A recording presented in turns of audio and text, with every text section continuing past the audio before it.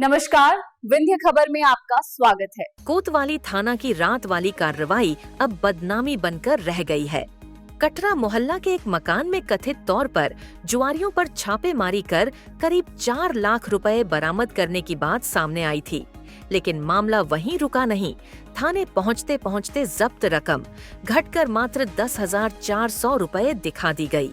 स्थानीयों और पकड़े गए लोगों के बयानों में साफ आरोप है कि कार्रवाई के दौरान रकम, गहने और मोबाइल पुलिस कर्मियों द्वारा हड़प लिए गए और जिन लोगों को पकड़ा गया उन्हें थाने की बजाय पुराने थाना भवन में ले जाकर वहां से हर एक से नोट वसूल कर रिहा किया गया।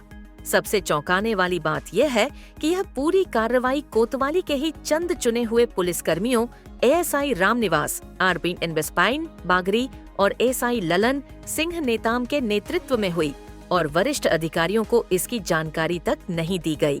घटना के उजागर होते ही दोनों कर्मियों को निलंबित कर दिया गया, पर सवाल अब भी यही है कि एक रात की रेड कैसे 4 लाख से घटकर 10,000 रह गई और जिन सामानों 2 सोने की चैन, अंगूठी, घड़ी का जिक्र गवाहों ने किया वे एफआईआर में क्यों नहीं दर्ज किए गए।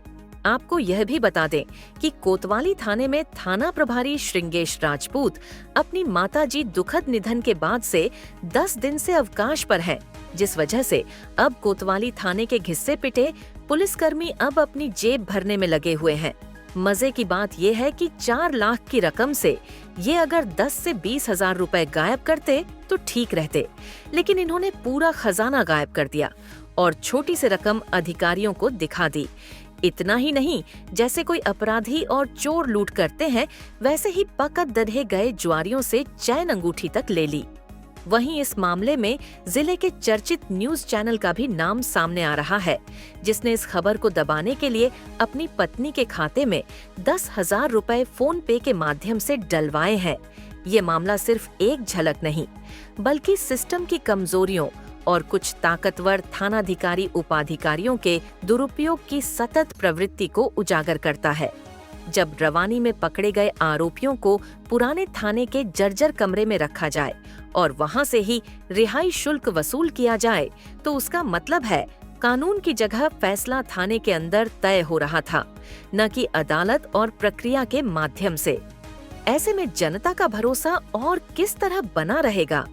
आइए आपको सुनाते हैं उक्त मामले को लेकर प्रभारी एएसपी संदीप मिश्रा का क्या कुछ कहना है। और एएसआई निलंबित हुए हैं, क्या है पूरा मामला सर?